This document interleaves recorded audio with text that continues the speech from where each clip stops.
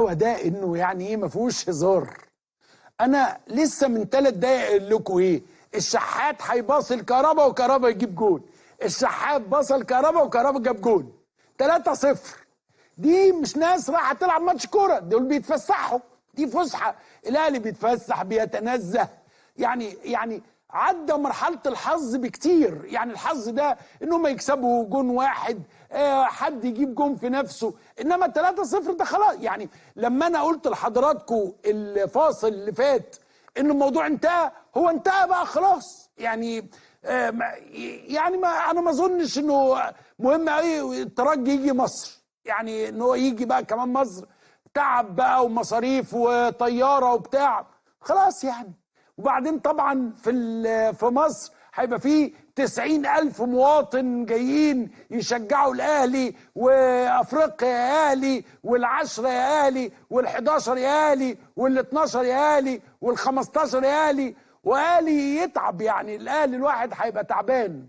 ف3-0 خلاص، دي زيت يعني، خلاص مفيش حاجه يعني نقدر نعملها في الموضوع ده. انما انا قلت لحضراتكم الاسمين بشكل واضح. قلت لك حسين الشحات هيلعبها الكهرباء والكهرباء يجيب جول بعديها ب3 دقايق، عشان بس الناس اللي يقولوا لك ايه يا جماعه، انا للاسف وشي حلو على الاهلي. انا للاسف وشي حلو على الاهلي، ويوم الجمعه بيبقى يوم جمعه ولسه الاهلي بيغير وينزل مهاجمين. يا ترى تفتكر الاهلي عايز ايه؟ يعني اظن كان ده نزل مدافع، بس كان هينزل قندوسي بعد كده اهو، عشان يجيبوا الرابع والخامس مثلا او كده.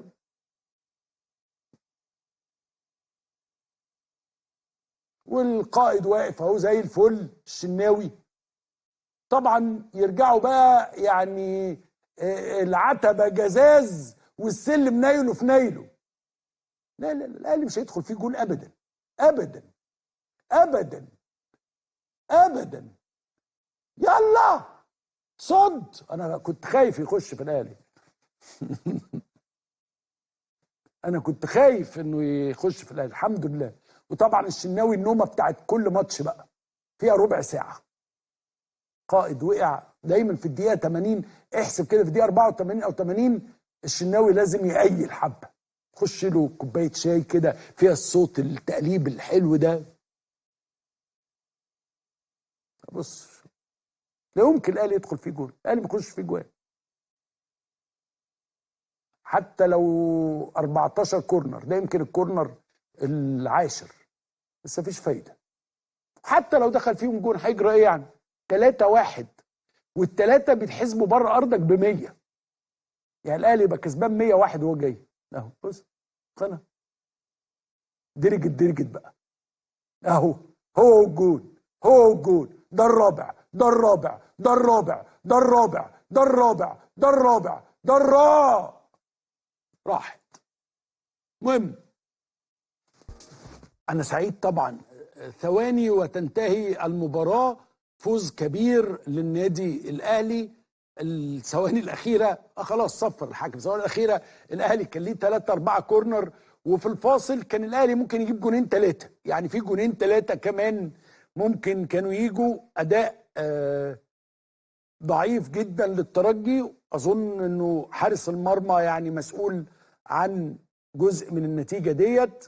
جونين لبيرسي تاو وجون لكهربا، واداء مميز جدا للشحات. واحنا شايفين مدرب الترجي في حاله يعني حزن شديد ويأس. يعني انا رأيي انه هنا في مصر انت محتاج واحد معجزة صغنن علشان الاهلي يخسر الماتش. معجزة يعني، لازم يكون في معجزة. غير كده انا شايف انه مستحيل الاهلي يعني خلاص تقدر تهني الاهلي ان هو عدى رايح جاي. معانا المهندس خالد مرتجي امين صندوق النادي الاهلي من ملعب رادس في تونس. اهلا خالد. اهلا بيك يا عمرو، ازيك؟ الف واهلا مبروك بكل الساده والله. مشاهديك. الف الحمد لله مبروك طبعا. من قلبي. فوز تاريخي الحقيقه للنادي الاهلي على الترجي في عقر داره. بس لسه احنا هنقول ده شوط اولاني، لسه في شوط ثاني في مصر. وان شاء الله باذن الله تعالى. لا يا خالد مفيش شوط تاني، الماتش خلص مفيش شوط تاني.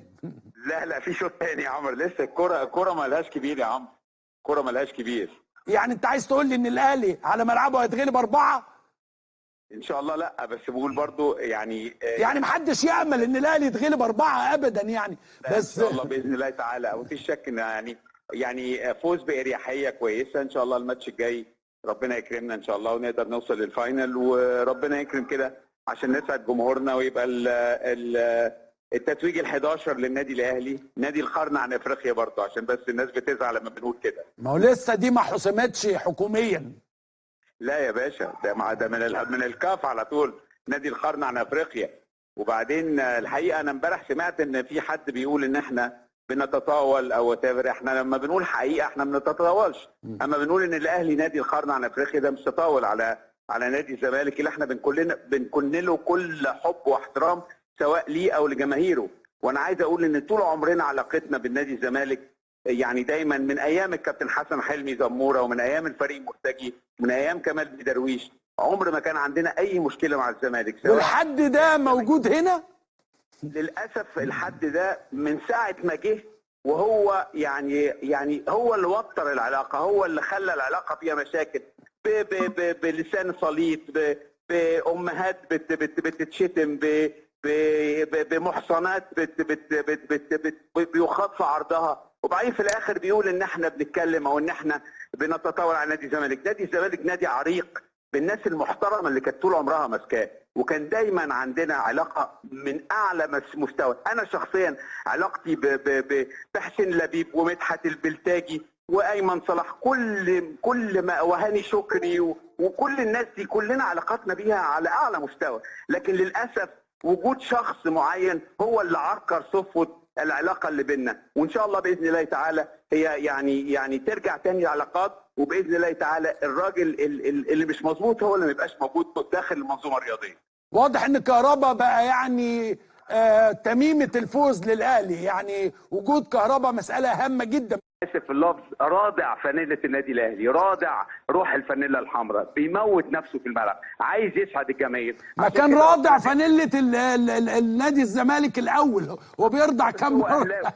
هو اهلاوي هو اهلاوي انتوا كشفتوا عليه يعني؟ لا طبعا كشفنا عليه. المهم الحمد لله رب العالمين. الف مبروك يا خالد وترجعوا بالسلامه. لا بجد بشكل موضوع انتصار كبير طبعا خارج الارض 3-0 طبعا. الحمد لله حاجه يعني جامده. لعيبه رجاله وجهاز رجاله وكلنا على قلب رجل واحد، وربنا يكرمنا ان شاء الله بقياده الكابتن محمود الخطيب. هرجع اقول برضو اللي ما بتطلعش من بقه العيبه، ونحط تحت دي 50 خط. مهندس خالد مرتجي امين صندوق النادي الاهلي، بشكرك شكرا جزيلا.